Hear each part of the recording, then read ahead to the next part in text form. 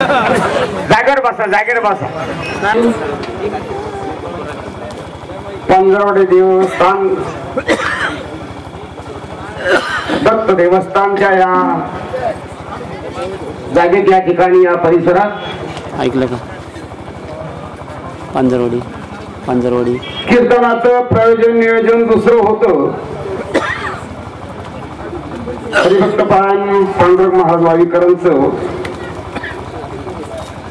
त्यांना दुसरीकडे कार्यक्रम होता आणि अचानक आमचे हरिभक्त परायण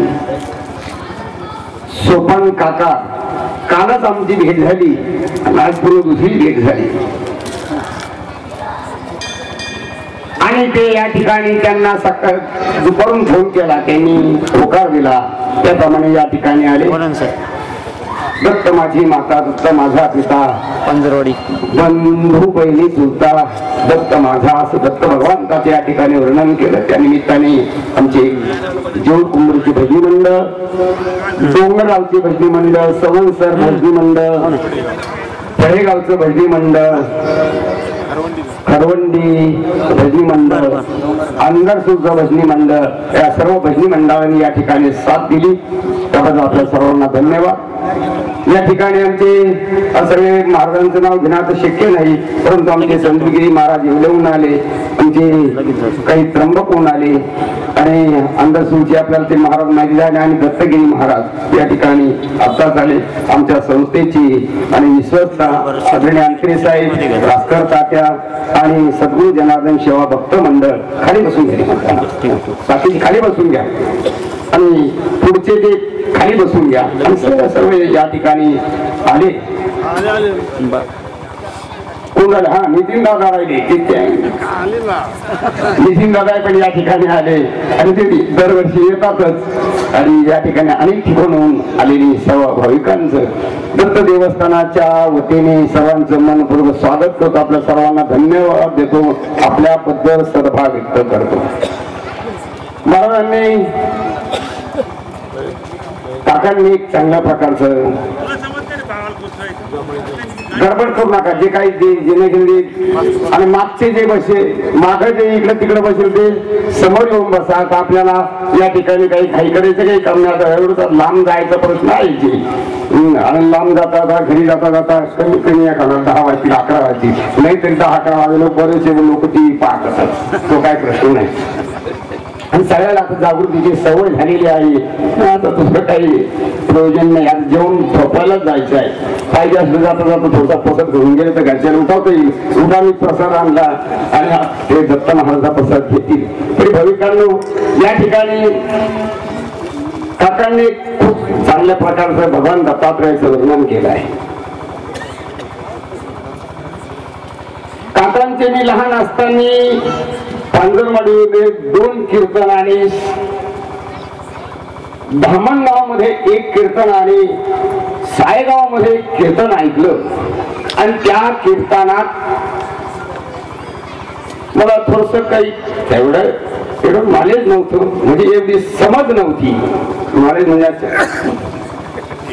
काही काही माणसा करतात समज नव्हती आणि त्यांनी ते सायगावला कीर्तन केलं आणि मला एक उत्सुकता वाटली की आपण खऱ्या अर्थाने असं काहीतरी शिकावा, वाजायचं शिकावा, कीर्तन शिकावा, प्रवचन शिकावा याकरता आणि आळंदीच्या ठिकाणी जावं असा त्यांच्या याच्यातून मला थोडस एक परमार्थाची एक थोडीशी काहीतरी एक रस्ता थोडसा काहीतरी त्यातील समजलं तर रस्ता दिला थोडी.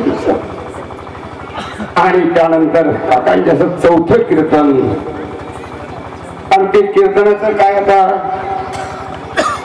झाली पाप तुटी बहिणे गेले उठा उठी हे आव्हानावर होतं काका.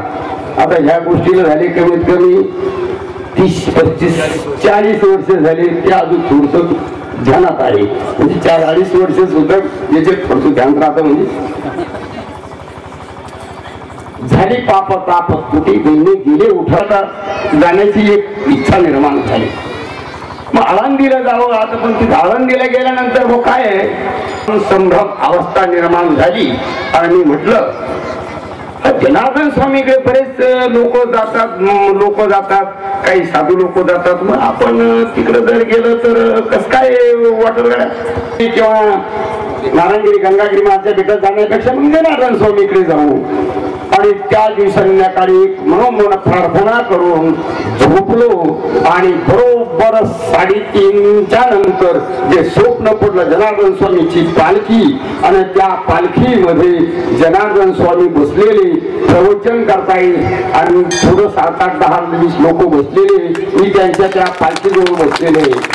तुला आपल्याला संकेत मिळाला आहे आणि त्या संकेतून सोडून मी ही मला पोटाचा त्रास काही आजाराचा बराच काही प्रकार नंतर जाणवला तो कसला प्रकार होता म्हणून. आणि मग त्यानंतर जनार्दन स्वामी महाराजांच्या जाण्याची माझी एक ठाम निश्चय, जीव जाऊ को जिलेबी खाऊ, हे जाऊ अथवा हो पांडुरंगी दृढ व्हावं. आता हे ह्या अभंगाचे त्यांनी बरेचसे काही पैलू मांडल्यावर ते सगळे स्ट्राईक झाले म्हणजे समजले, म्हणजे जाणवले एक आपण कसं काय झालं, कसं काय आलं, कसं काय नेमकं, म्हणजे सगळे पैलू त्या ठिकाणी बसून ऐकले. आणि बाबाजीकडे जाण्याचे एक ट्रॅक माझा निश्चित झाल्यानंतरचा प्रश्न, मला शारीरिक त्रास होता, काही पारायण केले ना, त्या पारायणाने मी जसं दत्त महाराज तुमचं हे पारायणामध्ये ते काही एकदाच वाचल्यानंतर गुरुचरित्र काही समजत नाही, अनेक काही पारायण करता तेव्हा ते काही समजत. आणि त्याच्यामध्ये एकदा केलं पारायण, एकदा दोनदा केलं असेल, मला ते जाणवलं. आणि यांच्यामध्ये काहीतरी याच्यामध्ये काहीतरी काही शब्द असे यांना समजत आहे काहीतरी भूत भविष्य असं काही दत्त महाराजांनी. आणि मला एक म्हणतात, महाराज तुमच्या ह्या क्षेत्रामध्ये तर बरंच काही आहे, पण मला काही एवढं समजणं शक्य नाही, परंतु तुम्ही जर मला काही दृष्टांत दिला तर मी तुम्हाला खरं मानेन.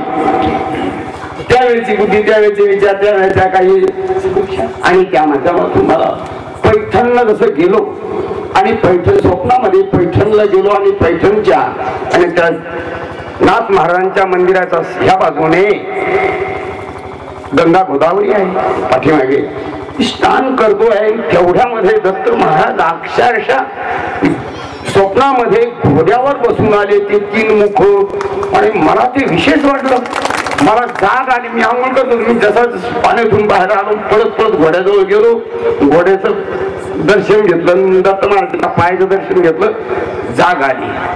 मी यांच्यामध्ये काहीतरी आहे, सामर्थ्य काहीतरी आहे. आणि त्या माध्यमातून नंतर सद्गुरू जनार्दन स्वामी महाराजांकडे वाटचाल झाली. आणि वाटचाल झाल्यानंतर गेलो आम्ही पहिल्या टुनकीला.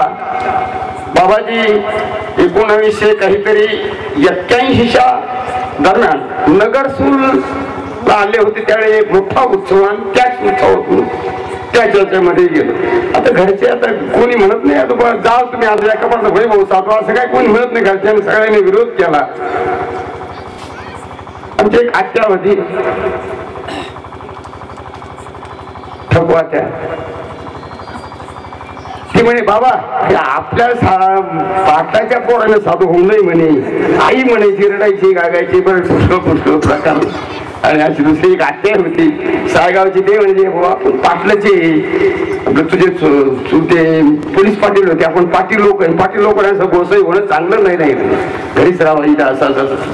आणि असा त्या तर माझा एक निश्चय ठरला, मला काही जरी घरच्याने मारलंय तरी जायचं म्हणजे जायचं, असा एक निश्चय करून बरं त्या कालावधी गेला.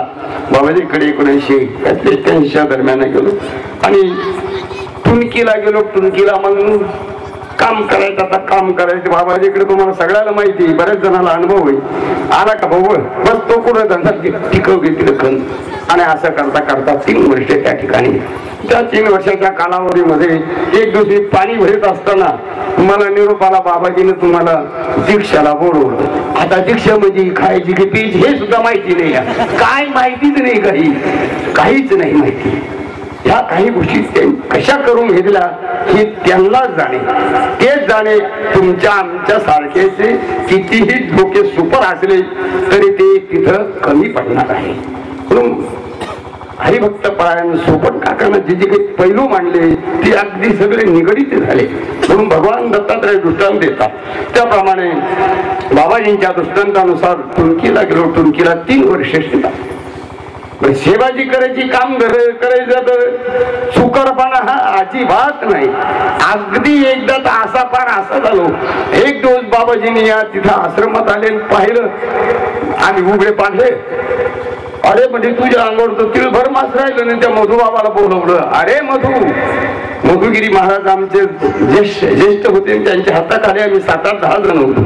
अरे त्याच्या हाडकं उघडलं, त्याला काही खायला देतो का नाही. आणि बाबाजी खाय प्यायला आहे पण कामच नाही त्यांच्या मागं. माणसं नाही म्हणे. रात्रीही पाणी भरायचं, दिवसाही पाणी भरायचं, अशी सेवा चालू. कामात कुच्चरपणा अजिबात नाही. अगदी नखापासून केला. पण एक दिवस अशी थंडी सुटली की त्या थंडीला पारावर नाही. मी उभा राहू शकतो. आम्हाला पूर्वी आमच्याकडे बारदानाच्या बंड्या असायच्या. बारदानाच्या आतून ढग कापड. शेवटी थंडी ताटपणा आणि मी ती म्हणजे तोडली. काडीची पेटी होती, शेकवली. हात शेकले, पाय शेकले, बस. मग मोटर बंद करून कुठ्याकडे गेलो आणि असा बराचसा प्रवास. तरीही बाबाजीकडे येऊन 3 वर्ष माझं दुखत राहील.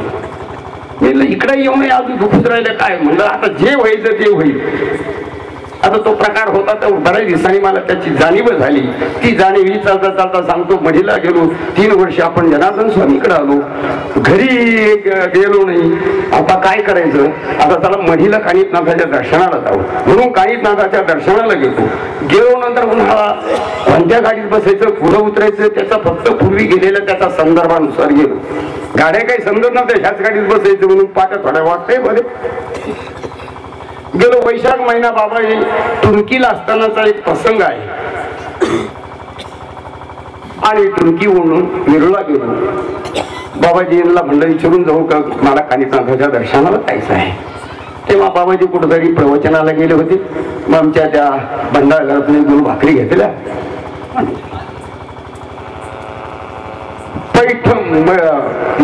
वेरूळ औरंगाबादहून पैठणहून कुठेतरी चुकून एका ट्रक मध्ये बसलो.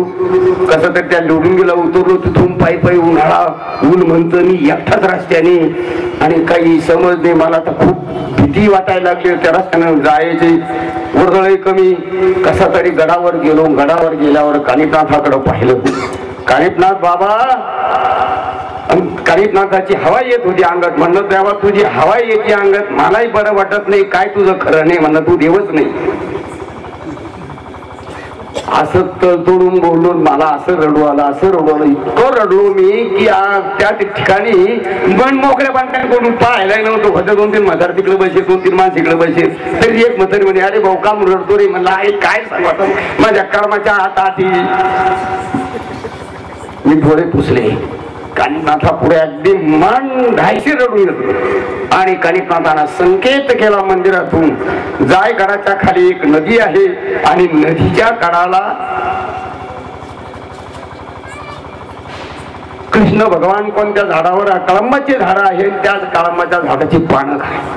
मी लास एवढं ते कोणी त्या 2-3 म्हाताऱ्या तिकडे, 2-3 माणसं तिकडं. आपल्याला बोललं कोण. मग माझ्या लक्षात आला काहीतरी संकेत झाला. आणि मी वजे खाली गेलो. गावात विचारलं नदी आहे की इकडे. म्हणे पलीकडे आहे. पलीकडे गेल्यानंतर नदी लागल्या आणि त्या पोराला म्हणले कळंबाचे झाडे शेरकेट होते, मुलं होते कळकळशी. मुलांना काही कळंबाचे झाडे पण आहे तिथे काही 2-3 ते कवळीत मारणार नाही अशी. पण आता इकडे शिड्या ढोरावळेच सवय झाडावर चढायची काही ती काही प्रॅक्टिस अगोदर झालेली होती. कसा एक सण त्यांचं वरून फाटी ओढली. 4-5-6 पानं 7-8 पानं खाल्ले. इतक्या उलट्या झाल्या का. म्हणलं बस आता ह्या नदीतून आपण आता गडावरही जात नाही, टुनकीलाही जात नाही, जनार्दन स्वामीकडे जात नाही. जागेवर घाम आला तटवरून घाबरट झाली. कसा तरी सावरलो आणि पुन्हा उलटी झाली. 3 उलट्या झाल्या. गडावर आलो, वजे वजे वजे वजे दिवस गेला. म्हणलं आपल्याला आता जायचं पण होतं ते समजणार नाही. म्हणजे त्यावेळची परिस्थिती, त्यावेळेचे विचार, त्यावेळेची बुद्धी, त्यावेळेचं सगळ्या काही गोष्टी कितीतरी अवघड. आता कशा अवघड याच्यातून आणलं. हरिभक्त परायण सोपन काकांच्या कीर्तनाच्या माध्यमातून, जनार्दन स्वामी महाराजांच्या दृष्टांताच्या माध्यमातून इकडं ठरणी जीवनाला मिळाला. दत्त महाराजांच्या, मी दत्त महाराजांना काढण्याचा सांगलं मला कडे दिशा दाखवा, आणि ही त्यांनी ती दिशा दाखवली, हा रस्ता दाखवला जनार्दन स्वामी महाराजांकडे. आणि जनार्दन स्वामी महाराजांकडे 3 वर्ष ती. आणि हरिदासचा कुंभमेळा होता त्यावेळेस आम्हाला आमची बरीचशी काही महाराज मंडळ होती, त्याच्यात माझाही नंबर लागला. काही नटाळ.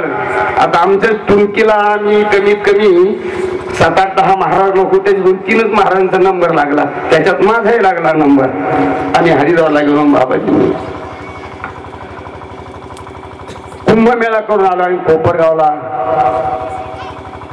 बाबाजीची काय मनात आलं सगळं. आणि त्या भगवंताने कशा काही गोष्टी करून घेतल्या, त्याच्यातले हे काही बाबांनी हरिभक्त परायण सोपन काका यांनी जी पैलू मांडले त्यात सदघंटा वाजला. आणि तेवढी अगदी त्या जीवनाशी निगडीत आणि टोटल ते जोडले गेले. आणि हे या ठिकाणी मंदिर मंदिर मंदिर मंदिर कानिपनाथाचं मंदिर. मी लहान असताना मी बोललो, भगवंता तुझी कानिपनाथाला म्हणलं की तिथं छोटासा चौथारा बांधील, तुमच्या पादुका बसतील कानिपनाथ बाबा. आणि खळ्यामध्ये एक औदुंबराचं झाड होतं, तिथं मला दृष्टांत झालेला होता दत्त महाराजांचा गाणं याचा पैठणचा. आणि म्हणलं दत्त महाराज उमराची सेवा करायचो, कसलं देवदास एवढं माहिती. पण मी म्हणलं भगवान दत्तात्रया तुमचं मी मंदिर बांधील, माझ्या जेवढी ऐपत आहे तेवढी बांधील. त्यावेळेस माझ्याजवळ खिशात 5 पैसे नव्हते, मी शाळे वेळेवर राहायचो. भगवान काही गोष्टी कशा करून घेतात त्याच्यातलं मी एका तुमची मी म्हणलो 1 मिनिट 2 मिनिटं 3 मिनिटं आम्ही या गोष्टी कधी आज बोललो नाही, तिथेही नाही इथेही नाही. आला योगायोग सहज ह्या गोष्टी कशा घडतात. पण भगवान दत्तात्रय तुमचं छोटस मंदिर बांधील. त्यावेळेस बोलल्यानंतर मी मधला कालावधी विसरून गेलो, मला आठवण राहिली नाही. आईच्या ज्या वेळेस त्या विधीला आलो त्यावेळेस मला स्मरण झालं, आपण लहान असताना कानिपनाथाच्या पादुका बसवायच्या बोललेलं आहे, दत्ताचं मंदिर बांधायचं बोललेलं आहे. मला ते 15-20 वर्षांपूर्वी स्ट्राईक झालं, आपण बोललेली. पण आता म्हणजे कर्मधर्म संयोगाने एका नाशिकच्या एका शेटना कारखानदार आहे, त्याने एक अनबिशटर गाडी दिली. तिच्यात काही दिवस फिरलं. एक दिवस गाणगापूरला जायचं. गाणगापूरला आम्ही दरवर्षी ज्येष्ठ महिन्यातला एकादशीला आमच्या 600 गाड्या असतात. नुकतीच धान्य फेरी झालेली होती. बाबा म्हणे आता तुम्ही थकले, आता 7-8 जण बसलेले होते आणि त्यांच्यात त्यांनी म्हणलं आणि आता असं करायचं नाही, तुम्ही ह्या युटिलिटी मध्ये धान्य फेरीला उन्हात फार हिंडले, आता कधी गाणगापूरला आमच्या गाडीत चला. दुसरं म्हणे आमच्या गाडीत चाला, तिसरा म्हणे आमच्या गाडीत चाला. आणि ही गोष्ट जी ऐकत होता एक तिरहितच माणूस, त्याने ती ताडलं. त्याने ती ताडलं आणि त्याने सांगितलं बाबा 7-8 दिवसांनी मला फोन केला, निरोप दिला. हे लोक म्हणतो नाही याच्या गाडीत त्याच्या गाडीत, तुम्हाला एक दुसरीच गाडी पाठवून देतो नदी. आणि ती म्हणलं बाबा आम्हाला 2 काम म्हणून माझ्या करताना मी कधीही माझ्या करता वैयक्तिक काही म्हणलं मी पुढं धान्य फेरीला गेलो होतो, निदान त्या गाडीत इंडिका म्हणला तो. म्हणलं इंडिका नाही मग देशील तर म्हणजे 4-5 पोते त्याच्यात धान्य आम्ही गेलो दारपत त्याच्यात धान्य पण आणता आला पाहिजे म्हणून ती एक गाई दिली. आणि तत्पूर्वी ह्या पोरांचं बोलायचं चालू होतं का बाबाली गाडी घेऊन द्यायची, बाबाली गाडी घेऊन द्यायची. ती गाडी ती एकच माणसानं दिली. मग ती चर्चा झाली. आणि म्हणलं माझं एक काम बाकी राहिले, मी लहानपणी बोललेले एक दत्त मंदिर आणि कानिपनाथ मंदिराचं पादुकाचं. आणि आम्ही जे मंडळीने चर्चा केली त्यांच्यात आपल्याला बाबाला तर गाडी घेऊन द्यायचीच होती ना, ती 1 जणांना दिली ना. म्हणजे मग दुसरं काम असलं बाबाचं आता ते मंदिराचं बांधकाम करून देऊ.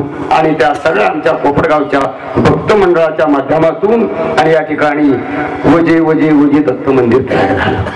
आता ते यायला पाहायला काय मला टाइम, आमचे ते कोटमे साहेब बिचारे इथं बसलेले ते यायचे पाहायचे.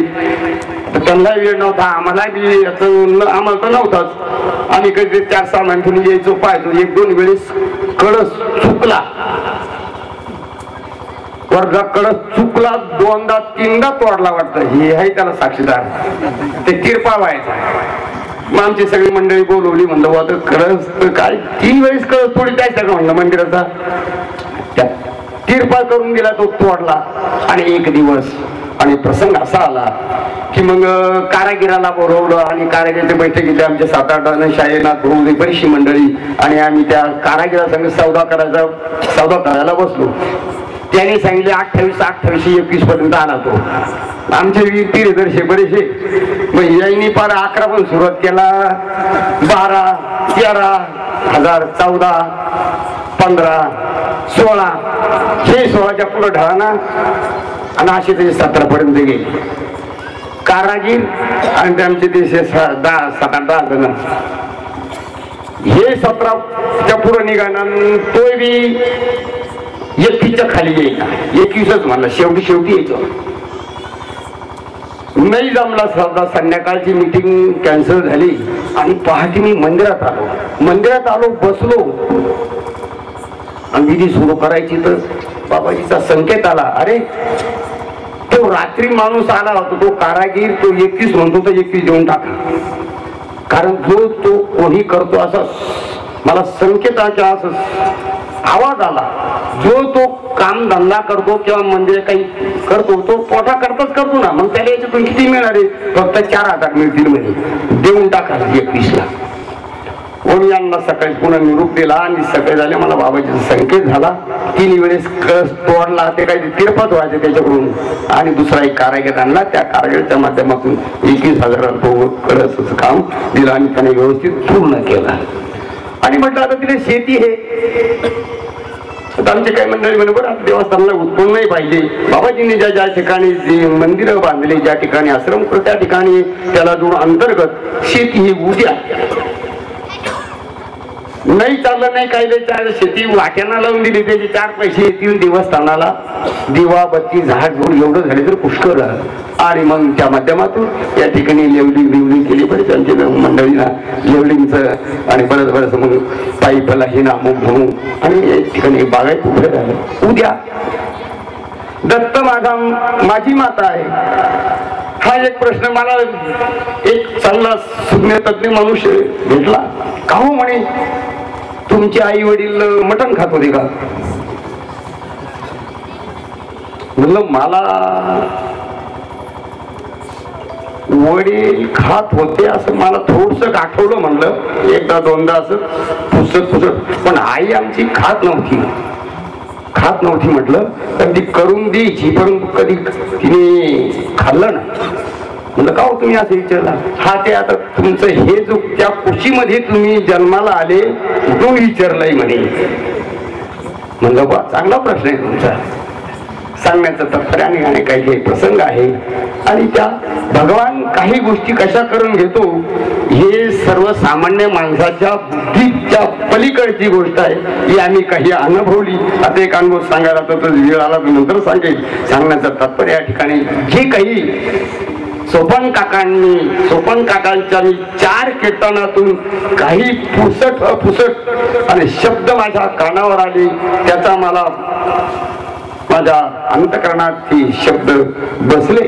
आणि नंतर मला ती दिशा कोणती पाहिजे म्हणून ती दिशा मला दत्त महाराजांनी, कामिनाथ महाराजांनी त्या जनार्दन स्वामीकडे दाखवून दिली. आणि जनार्दन स्वामीच्या माध्यमातून मी कधी आलो तिथं कुठेच बाबाजी हे काय तुम्ही हे काय कसं करून घेतलं. मी त्या फोटोकडे पाहून म्हणत असतो की बाबाजी तुमची काय लिहिलाय, काय महिमा आहे, हे मात्र शब्दांनी शक्य नाही. म्हणून आपण या ठिकाणी आला, एक मोठा उत्सव प्रेम आनंद दाखवला. आणि आमचे हरिभक्तपरायण सोपन काका आणि खऱ्या अर्थाने कोपर पंधरवाडीमध्ये राजाराम भाऊ आणि पांडुरंग हे दोघच काकांचं कीर्तन घ्यायला गेले. काकांची त्यांची मला तर 45 वर्ष झाली काका. तेव्हापासून त्यांचा परिचय. आता कालच माझी काकाची गाठ भेट झाली. मी चाललो होतो पूजेला, दुपारच्या पूजेला. आणि तेवढे ते आले. मग त्यांना अंध बसवलं. जे काही आमच्या नियमाप्रमाणे केलं. म्हणून त्यांनी सांगितलं रमेशगिरी महाराजांना काही अभिमान नाही, काही नाही, काही साधं सोपं काम कोणाच्या काय ते काही त्यांनी सांगितलं. त्यांना खुर्चीवर बसवलं, लगेच शांत आलं होते. मग शांत कशाला मला म्हणतात तुमची तर भेट झाली, त्या आतमधून गाठी बिठी होतात आमच्या प्रसाद दिला. म्हणलं बरं झाले काका आज तुम्ही भेटले, बरं झाले. आणि काल भेटले आणि आज या ठिकाणी त्यांचं गोड असं छान उत्कृष्ट भगवान दत्तात्रयाबद्दलचं जे कीर्तन झालं ते मला फार आवडलं. तुम्हालाही आवडलं असेल. साध्या आणि सोप्या भाषेमध्ये तुमच्या आमच्या अंतःकरणात ते करून बसणार असं कीर्तन या ठिकाणी झालं. त्याबद्दल आपण शांत चित्ताने सर्वांनी ऐकलं. तेही या ठिकाणी त्यांनी आणि बहिणी मंडळींनी चांगली साथ दिली, तुमची पखवादी आणि सर्वांचं या ठिकाणी निर्देश करतो. सगळ्यांना धन्यवाद देतो. आणि या ठिकाणी आता आरती होईल आणि बस पंगतच. मग गणपतीची आरतीची तयारी करा. बाबाजींची आरती, दत्ताची आरती, ती नातं घेऊन या गुरुजी मागून लागल्या. अरे ते झालेली भारता वार्ता विघ्नाची पूर्वी पूर्वी प्रेम कृपालची सर्वांगी सुंदर सिंदुराची कंठी दर्गे माळ गळा शोभे माळ मुक्ता बळाची. जय देव जय मंगलमूर्ती व श्रीराजमूर्ती. दर्शन मात्रे मन स्मरणे मात्रे मन कामना पूर्ती. जय देव रत्नाकरीचा पराग गौरी कुमारा चंदनाचे ओटी कुंकुम केशरा. मुकुटा शोभा सोबरा दुल्लुंते नकोरे जडी लावल्या.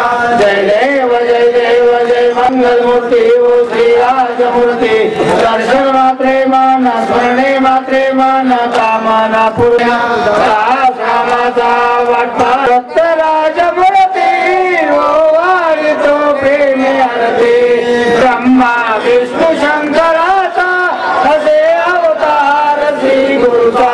कराया उदार जगताचा मरजा संगम भक्ती शांती वाट लावून.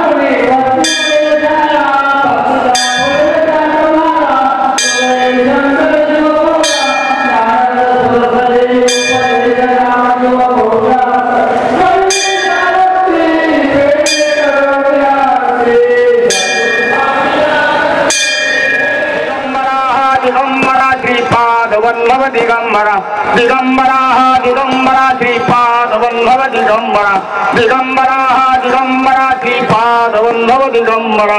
चला लवकर का आपल्या हातामध्ये फुलं अक्षराच्या पाण्यावर वाहून द्या आणि लवकरात लवकर आपण पंगत